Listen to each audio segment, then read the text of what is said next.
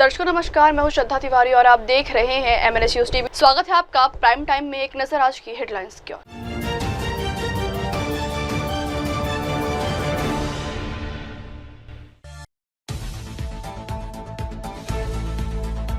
झारखंड में आदिवासियों का बंद, जानिए रांची में रैंप क्यों बना मुद्दा। क्या बेकाबू होने लगा कोरोना। पिछले 24 घंटों में 276 नए केस। मुंबई एयरपोर्ट पर जमकर चले लात घुसे, कपड़े भी फाड़े, आपस में भिड़े कैब ड्राइवर और गार्ड्स। तो खबरें विस्तार से। झारखंड में आदिवासियों का बंद, जानिए रांची में रैंप क्यों बना मुद्दा। झारखंड की राजधानी रांची में आदिवासी धार्मिक स्थल सरना स्थल के पास फ्लाईओवर के तहत एक रैंप के निर्माण के विरोध में विभिन्न संगठनों ने बुधवार को झारखंड बंद का आह्वान किया है। पुलिस ने यह जानकारी दी। बंद के तहत प्रदर्शनकारियों ने आज सुबह बिजुपाड़ा के पास रांची डाल्टनगंज मार्ग को अवरुद्ध कर दिया और प्रदर्शन किया। पुलिस ने बताया है कि पूरे झारखंड में खासकर राजधानी रांची में सुरक्षा के कड़े इंतजाम किए गए। कई संगठनों ने मंगलवार शाम यहां मशाल जुलूस निकाला और सीरम टोली में नवनिर्मित रैंप को तत्काल हटाने की मांग की। उनका दावा है कि यह रैंप उनके धार्मिक स्थल तक पहुंचने में बाधा उत्पन्न कर रहा है और यातायात के कारण इसकी पवित्रता प्रभावित हो सकती है। वही कहते हैं कि यह फ्लाईओवर 2.34 किलोमीटर लंबा है और इसमें रेलवे लाइन पर 132 मीटर का हिस्सा भी शामिल है। यह सीरम टोली को मेकॉन से जोड़ेगा और इसका उद्देश्य क्षेत्र में यातायात की आवाजाही को आसान बनाना है।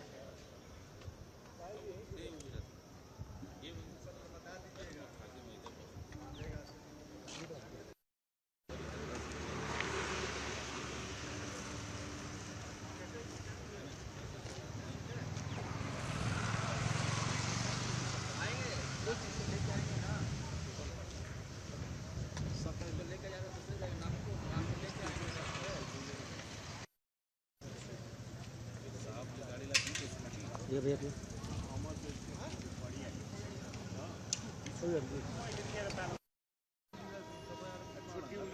विषयमा जाने घाक्रामा जाने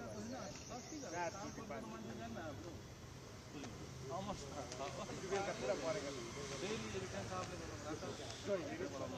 मेरो पालो मैले छोडेको मेरो पालमा के कुरा गरेँ नि हिजो के भन्छ मैले छोडे थिएन भन्छ कहिले छोडे थियो छोडो त्यो बात त हैन त्यही भन्छ सबैले परेको अब दोस्त प्रतुल का लेके घर चल गया।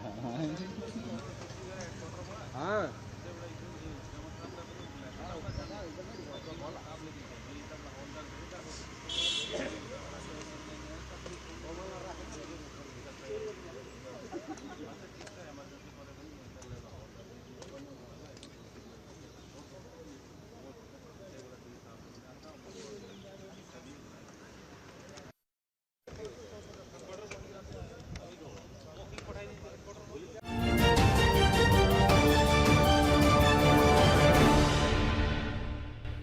बढ़ते अगली खबर की ओर। क्या बेकाबू होने लगा कोरोना? पिछले 24 घंटों में 276 नए केस। देश में कोरोना वायरस के मामले लगातार बढ़ते जा रहे हैं। पिछले 24 घंटों में कोविड-19 के मामलों में बड़ा उछाल देखने को मिला, जिसके साथ ही देश भर में सक्रिय मामलों की संख्या बढ़कर 4302 हो गई और 7 नए मौतें दर्ज की गई। वहीं कोरोना के बढ़े मामले को लेकर स्वास्थ्य अधिकारियों को अलर्ट कर दिया गया है। स्वास्थ्य एवं परिवार कल्याण मंत्रालय के अनुसार पिछले 24 घंटों में पश्चिम बंगाल में 60 नए मामले सामने आए हैं, जबकि यूपी और दिल्ली में क्रमशः 63 और 64 संक्रमण के मामले मिले। एक दिन पहले कोविड-19 के 65 नए मामलों के साथ एक्टिव केस की संख्या 4026 तक पहुंच गई थी। इसी अवधि में दिल्ली में 47 नए मामले दर्ज किए गए और केरल में 35 नए मामले सामने आए। इसी के साथ कलबुर्गी के जिम्स अस्पताल के चिकित्सा अधीक्षक डॉक्टर शिव कुमार सियार जी का बयान सामने आया है। देखिए वीडियो।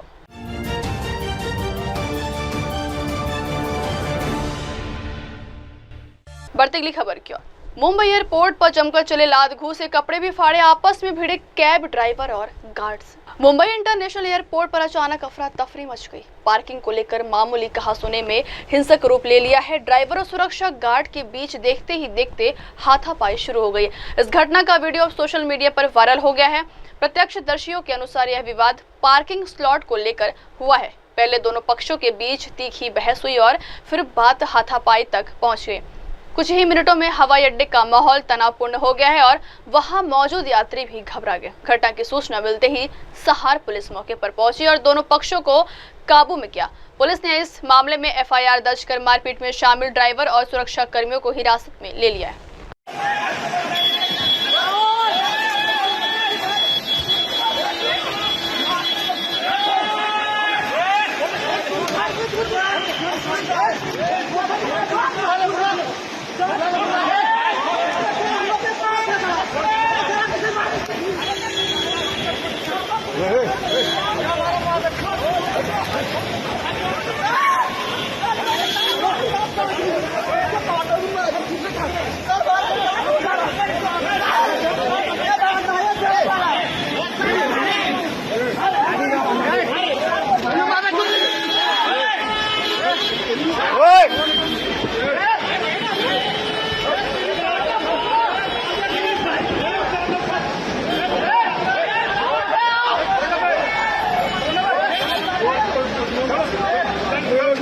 बस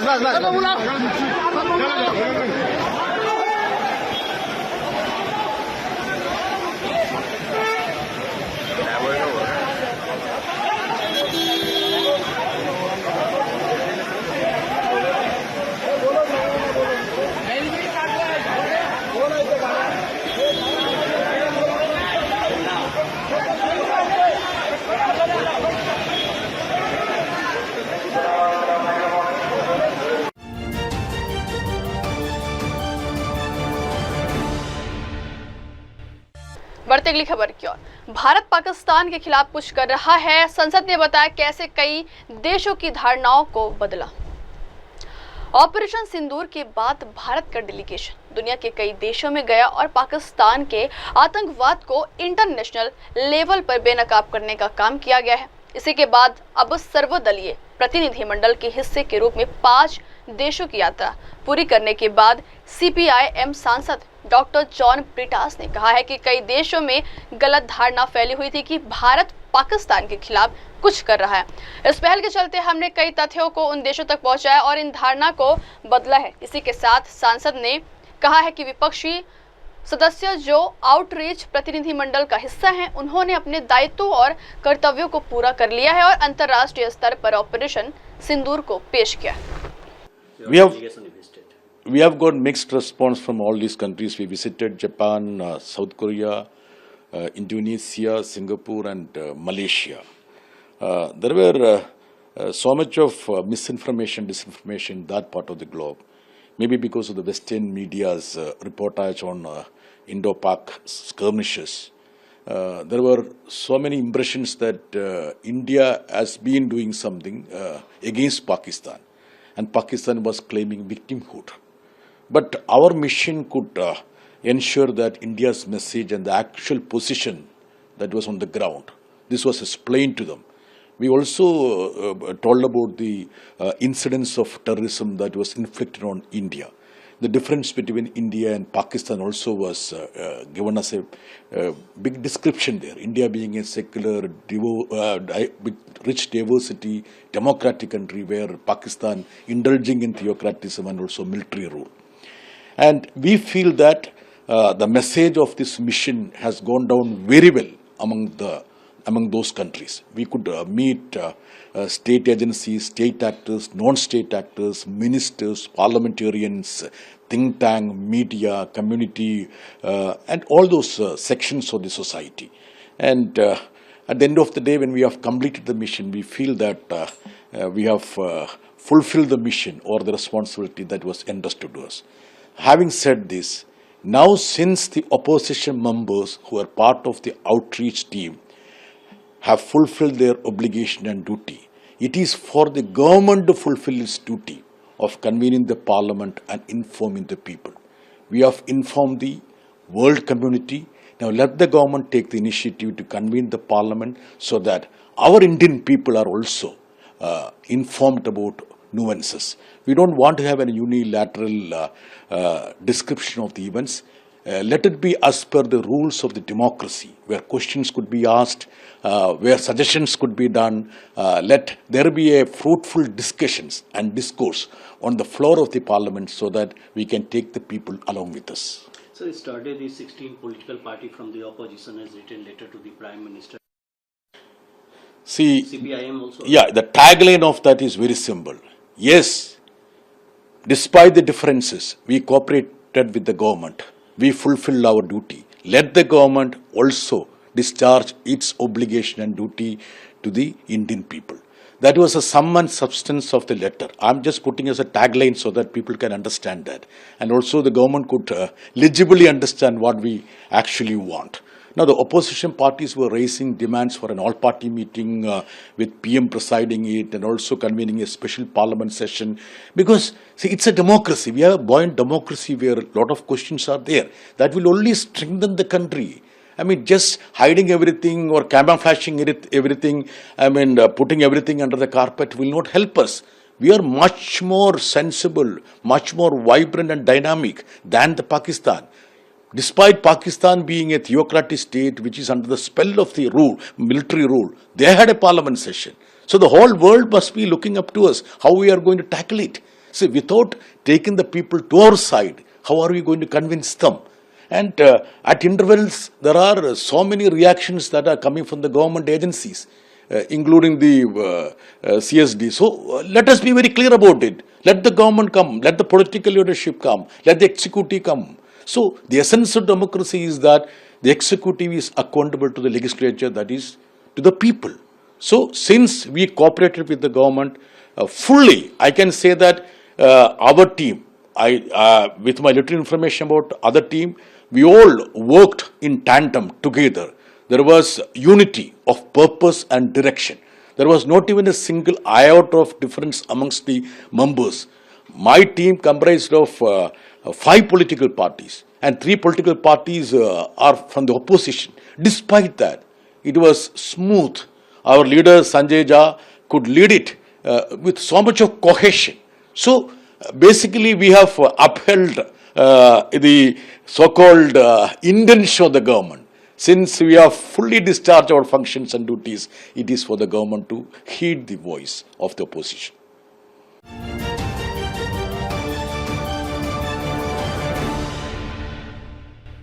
बढ़ते अगली खबर की ओर। आरसीबी को बधाई देते भगोड़े माल्या पर टूट पड़े लोग, बोले एसबीआई का इंतजार भी खत्म करो। आरसीबी ने मंगलवार को 3 जून को पंजाब किंग्स को हराकर इंडियन प्रीमियर लीग 2025 का खिताब जीत लिया है। जब पूर्व फ्रेंचाइजी के मालिक विजय माल्या ने टीम को चैंपियन बनने की बधाई दी तो लोगों ने उन्हें खरी खोटी सुनाई और खूब मजे लिए। भगोड़े माल्या को भारत लौटकर एसबीआई यानी स्टेट बैंक ऑफ इंडिया पहुंचकर कर्ज चुकाने को कहा गया। विजय माल्या ने एक्स पर लिखा है कि आरसीबी आखिरकार 18 साल बाद आईपीएल चैंपियन बन गई है। 2025 के टूर्नामेंट में अभियान शानदार रहा। बेहतरीन कोचिंग और सपोर्ट स्टाफ वाली संतुलित टीम ने शानदार प्रदर्शन किया है। बहुत बहुत बधाई है, साला कप नाम दे। जिसके बाद यूजर्स ने कमेंट करना शुरू कर दिया है। माल्या की पोस्ट पर एक यूजर ने लिखा है कि कम से कम अब तो कर्ज चुका दो।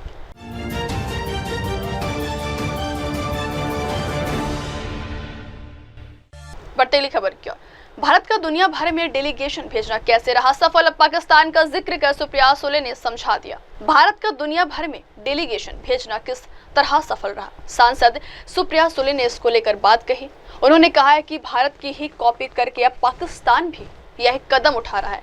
इससे साफ होता है कि भारत की यह पहल सफल रही है। दरअसल भारत की देखी अब पाकिस्तान ने भी ऐलान कर दिया है कि वो भी भारत पाकिस्तान तनाव के बाद अपना डेलीगेशन दुनिया के कई देशों में भेजेगा। पाकिस्तान की इस हरकत पर सांसद सुप्रिया सुले ने कहा है कि हमारा यह कदम कामयाब हुआ तभी पाकिस्तान कॉपी कर रहा है। उन्होंने कहा है कि देखिए, आपको कोई कॉपी क्यों करता है, आपको कोई कॉपी तभी करता है जब उसको लगता है कि यह प्रोडक्ट अच्छा है, तभी तो कॉपी करता है।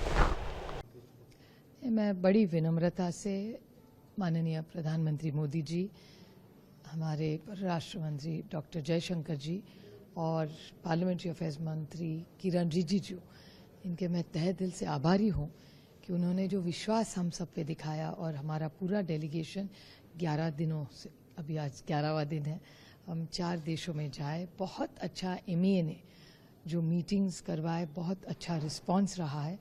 और जो भी हमारी ट्रिप में जिन से मिले, हर जो भी नेता हमें मिला या जो भारत के वेल विशर्स रहे हैं, सब ने हमें सिर्फ एक ही चीज़ कही कि हम आतंकवाद के खिलाफ है और ऑपरेशन सिंदूर में हम पूरी ताकत से, जो घटना भारत में हुई है, इस ऑपरेशन में हम भारत के साथ हैं और भारत के सुख दुख में हम पूरी ताकत से भारत के साथ रहेंगे। एक बात लगातार हर मीटिंग में आई, चारों देशों में, कि हर एक का एक ही कहना था कि आतंकवाद ये किसी जाति धर्म का नहीं होता, वो आतंकवाद होता है। और कोई भी, भले आज ही की मीटिंग में हुआ क्या, भले हिंदू हो, मुस्लिम हो, सिख हो, ईसाई हो, पारसी हो, जो भी हो, ये सब हमें प्यार से जोड़ के रखा है। और हमारे भारत में विविधता ही, आप देख रहे कितना सुंदर अपना देश है और इसी विविधता में हम लोग इतने साथ में रहे हैं और बड़े भी हुए हैं। तो मेरा भारत महान है इस बारे में। लेकिन हर राज्य देश में हम जब गए तो हर देश में एक ही कहा, टेरर हैज़ नो रिलीजन। ये सब ने कहा, तो ये बहुत बड़ी बात है हमारे लिए। और आतंकवाद के खिलाफ पूरी ताकत से भारत के साथ ये चारों देश खड़े हैं। देखिए, अगर कोई कॉपी जब करता है तो इसका मतलब क्या है? कॉपी क्यों करता है आदमी? क्योंकि उसको लगता है कि ये प्रोडक्ट अच्छा है, तभी तो कॉपी करेगा ना। तो उनको लगा है कि ये जो एमईए का ऑपरेशन सिंदूर का जो सोचा है माननीय प्रधानमंत्री जी, माननीय जयशंकर जी, माननीय किरण रिजिजू जी ने, उन्होंने कुछ सोच के ये पूरा प्रोग्राम बनाया। और आगे देर से हमारे बहुत बात कर रहे हैं, लेकिन पाकिस्तान जो कॉपी कर रही है हम लोग को, इसका मतलब ही हमारा तो सक्सेसफुल हो गया ना। सक्सेसफुल हुआ इसीलिए तो।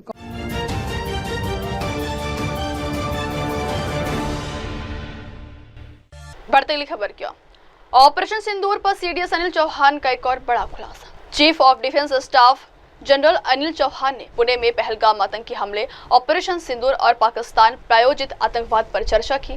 उन्होंने पाकिस्तान को कड़ी चेतावनी दी और कहा है कि भारत आतंकवाद और परमाणु हमले की धमकी के साए में जीने वाला नहीं है। पेशेवर सैन्य बल नुकसान के बारे में नहीं सोचते। युद्ध में नुकसान नहीं, परिणाम महत्वपूर्ण होते हैं। Chief of defence staff general Anil Chauhan ने कहा है कि युद्ध उतना ही पुराना है जितना कि मानव सभ्यता। किसी भी तरह के युद्ध में दो महत्वपूर्ण तत्व होते हैं, हिंसा और हिंसा के पीछे की राजनीति। तीसरा पॉइंट है कम्युनिकेशन, जो लगातार हो रहा है। Listen, I think in some part I was able to address this. What I said was, from our side, we didn't want to get into a long kind of a conflict. We've seen our experience in Operation Prakaram. We were there for almost about 9 months. It involves a lot of expenditure, disrupts everything. And we had seen this to some extent after Balakot. There was a deployment which we had mobilized. So in this particular case, what happened was, before this mobilization could be completed, the operations was halted. Of course, Operation Sindoor, as you know, is not over as yet. It continues. It's a temporary cessation of hostilities. There's a need to keep our guard up.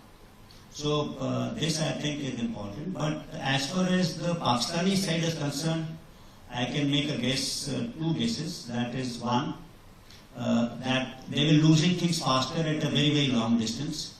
And they thought that if this continued for some more time, they're likely to lose more. And hence, they picked up the telephone. Second thing, give the enemy also, your adversary due. He had also attempted a large number of attacks. On 10, starting from 1 o'clock till about 9:30, 10, huge number of attacks. They continued subsequently also. And he would have assumed that some of them were as successful as Indians have been. Of course, that didn't happen, and he had no way to realize this. Like in the initial stages also, when we were hitting very deep, I'm not talking about the first day. On 7th, we had ensured that we had all kind of imageries. But when it's a dynamic war, then we really did not know what is the effect on Sargoda, what is the effect on Murid, what is the effect on Gulari, so what is the effect on Jacoba. It's after once you get a satellite image. So the first few hours, we're not very sure. Of course, we are all aided by Pakistanis themselves because they were putting up things in the social media, so we had some idea of its success.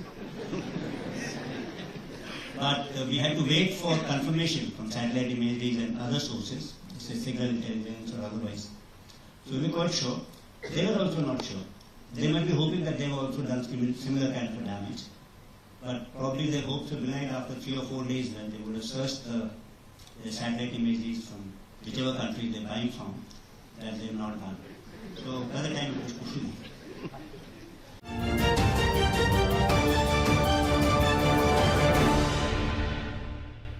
बढ़ती अगली खबर क्या, operation Bengal क्या है? PM के बयान के बाद टीएमसी बीजेपी आमने सामने। बीजेपी के ऑपरेशन बंगाल के ऐलान से पश्चिम बंगाल में राजनीतिक हलचल मच गई है। टीएमसी ने बीजेपी पर राज्य को बदनाम करने का आरोप लगाया है, जबकि बीजेपी इसे भ्रष्टाचार और सरकार की विफलताओं को उजागर करने का अभियान बता रही है। विवाद गहराता जा रहा है, जिसमें दोनों पक्षों के आरोप प्रत्यारोप शामिल है। यह देखना बाकी है कि यह अभियान जनता के मुद्दे पर केंद्रित रहेगा या चुनावी हथकंडा साबित होगा। वही बीजेपी का दावा है कि ऑपरेशन बंगाल का मकसद सिर्फ राज्य में व्याप्त भ्रष्टाचार और ममता बनर्जी सरकार की विफलताओं को जनता के सामने लाना है। बीजेपी प्रदेश अध्यक्ष सुकांत मजूमदार ने कहा है कि इस अभियान के तहत पार्टी पूरे राज्य में जनसंपर्क करेगी और बताएगी कि पिछले 15 वर्षों में तृणमूल सरकार ने किस तरह जनता को ठगा है। अब देखना यह है कि ऑपरेशन बंगाल वाकई जनता के मुद्दों पर केंद्रित अभियान बनता है या चुनावी हथकंडा।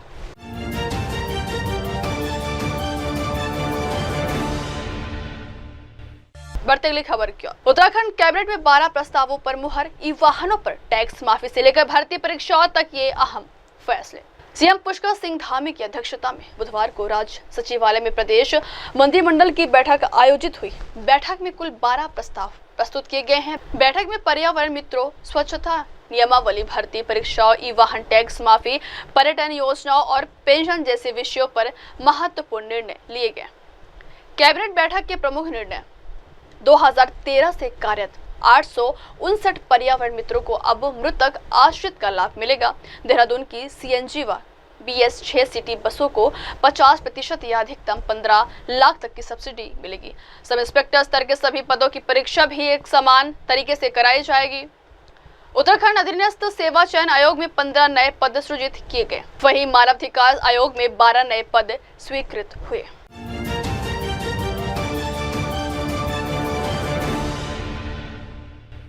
बढ़ते अगली खबर की ओर।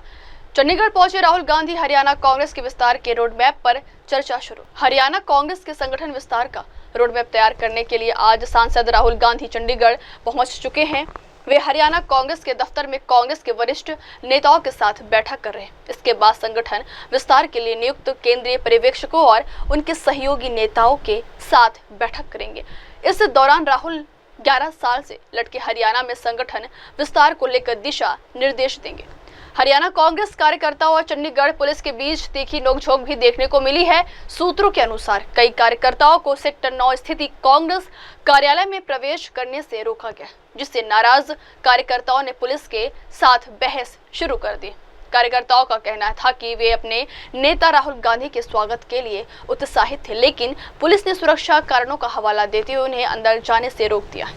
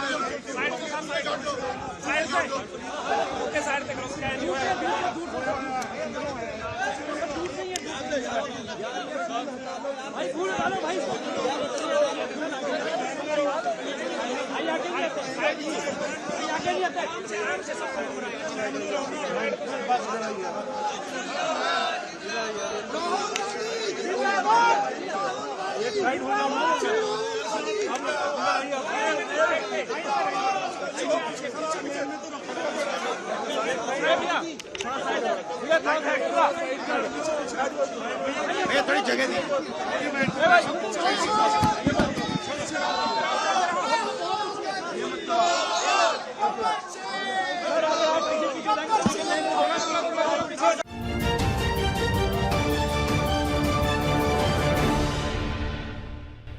बढ़ते अगली खबर की ओर।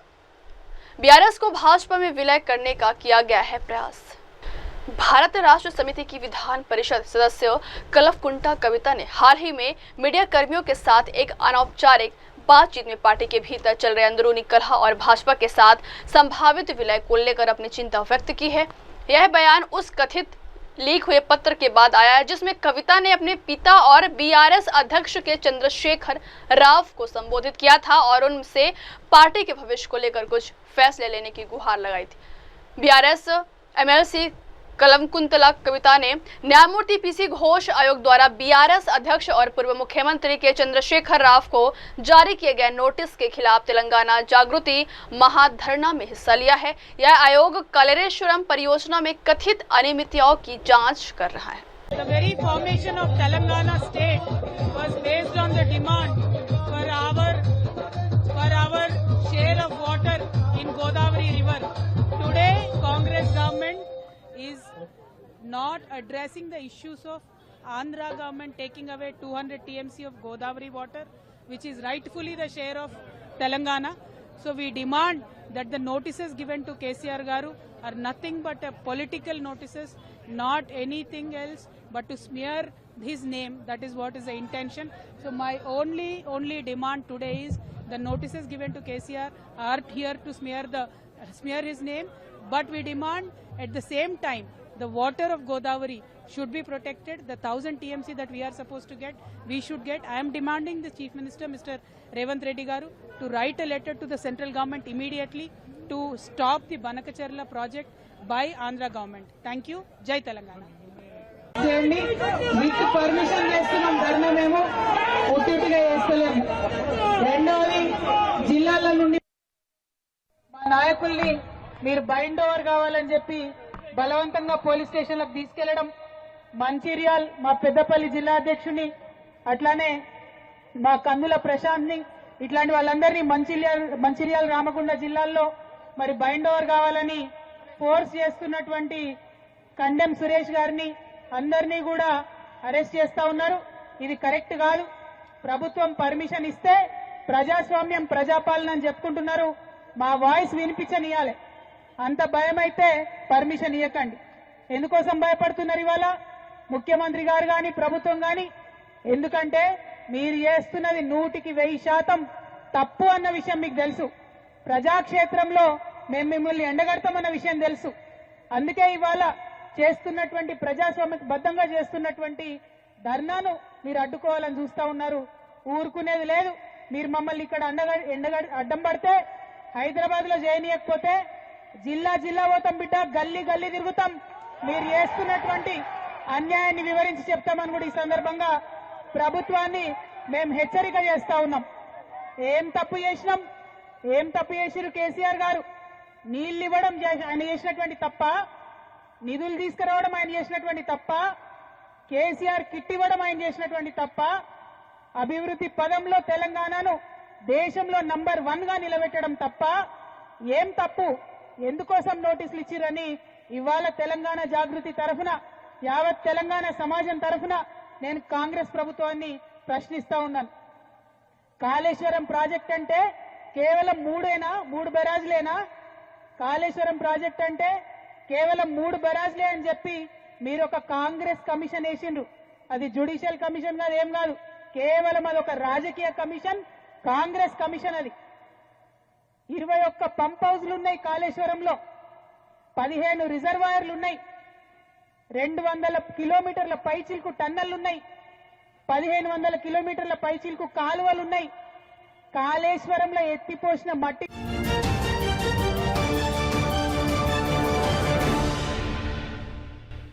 बढ़ते अगली खबर की ओर। एनडीए की निकम्मी सरकार कब तक ढोएगा बिहार? तेजस्वी यादव ने कार्टून पोस्ट कर पीएम मोदी और नीतीश पर बोला है हमला। बिहार विधानसभा चुनाव को लेकर अभी से राजनेता जमीन तैयार कर रहे हैं। पीएम मोदी से लेकर कांग्रेस नेता राहुल गांधी तक इन दिनों बिहार का दौरा कर रहे हैं। विपक्षी दल इस बार नीतीश सरकार को जड़ से उखाड़ फेंकने का दावा भी कर रहे हैं। नेता प्रतिपक्ष तेजस्वी यादव जन सभाओं के साथ ही सोशल मीडिया पर के जरिए भी नीतीश और एनडीए सरकार पर हमला बोल रहे हैं। बिहार में साल के अंत में चुनाव होना तय माना जा रहा है। चुनाव आयोग की ओर से कभी भी इसके लिए आधिकारिक घोषणा की जा सकती है। यही वजह है कि नेता विपक्ष तेजस्वी यादव एनडीए पर निशाना साधकर हमला बोल रहे हैं। उन्होंने सोशल मीडिया पर एक पोस्ट शेयर किया है जिसमें एनडीए सरकार को निकम्मी बताया गया और कहा गया है कि 20 साल हो गए, कब तक बिहार की जनता इसे ढोएगी। इस कार्टून के पोस्ट होने के बाद से सियासी हलचल काफी बढ़ गई।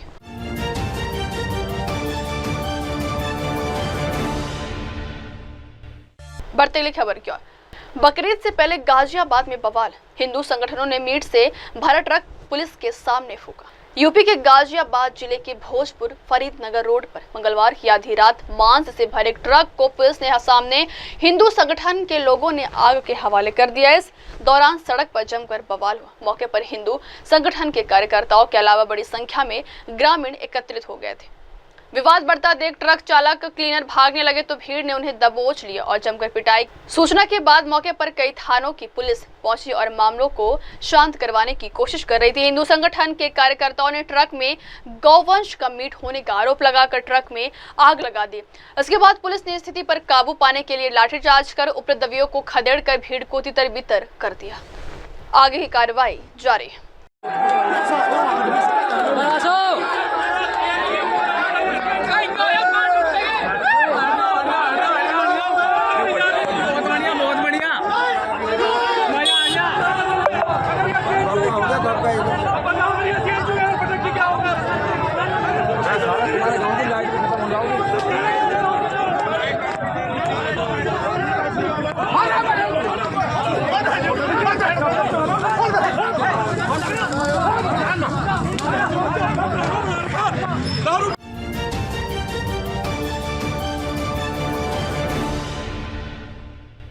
बढ़ती अगली खबर की ओर।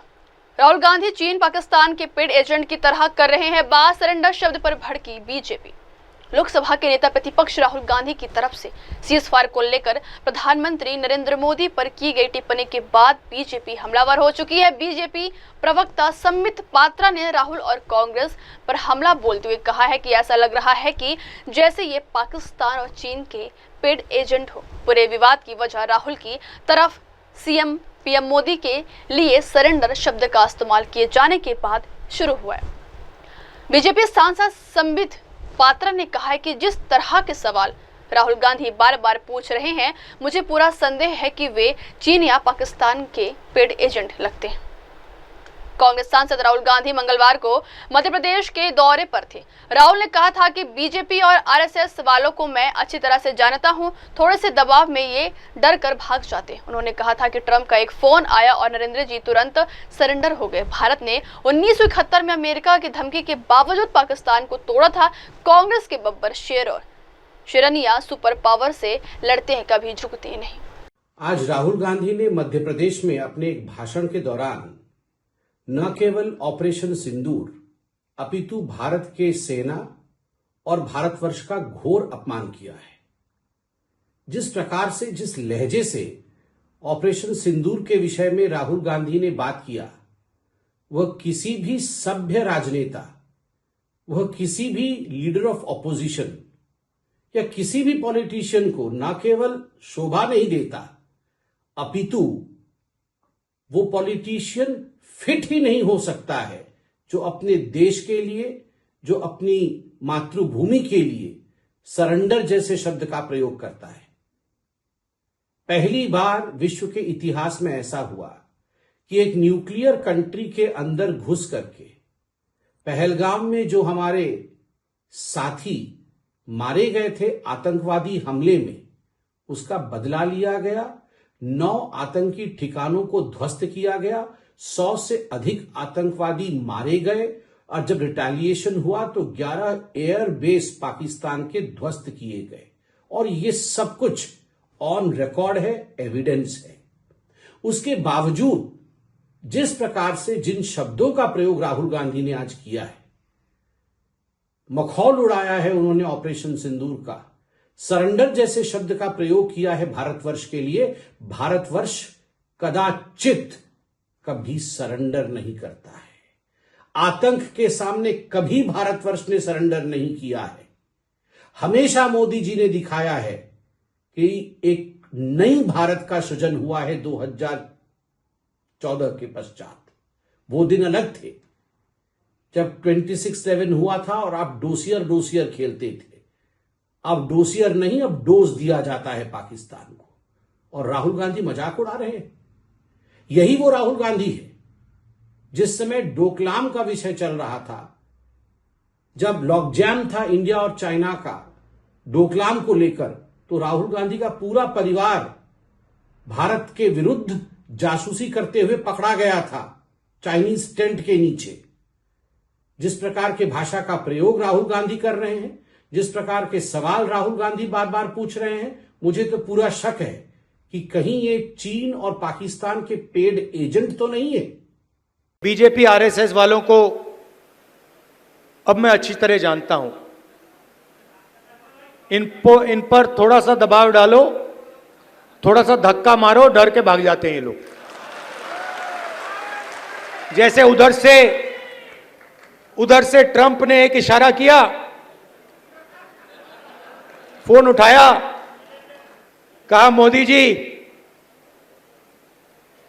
क्या कर रहे हो?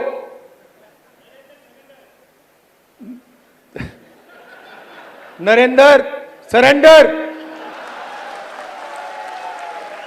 और जी हजूर करके नरेंद्र मोदी जी ने ट्रंप के इशारे का पालन किया।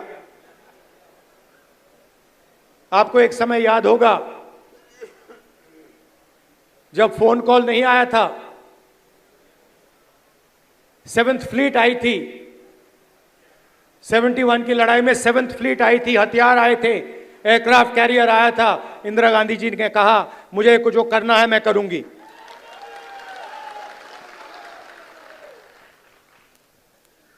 ये फर्क है, इनका कैरेक्टर है। ये सारे के सारे ऐसे हैं। आजादी के समय से सरेंडर वाली चिट्ठी लिखने की आदत है। 1 सेकंड में थोड़ा सा दबाव पड़े, भैया ये लो। हाँ, तो ये इनका कैरेक्टर है। कांग्रेस पार्टी सरेंडर नहीं होती है। गांधी जी, जवाहरलाल नेहरू, सरदार पटेल, ये सरेंडर वाले लोग नहीं हैं। ये सुपर पावर से लड़ने वाले लोग हैं। अब वक्त हो चलो दर्शकों ब्रेक का। ब्रेक के बाद की खबरें मेरे सहयोगी मीनल के साथ। तब तक के लिए देखते रहिए देश और दुनिया की तमाम बड़ी खबरें। धन्यवाद।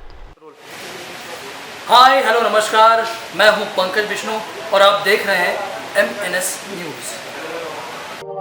आप देख रहे हैं MNS न्यूज, सच जरूर।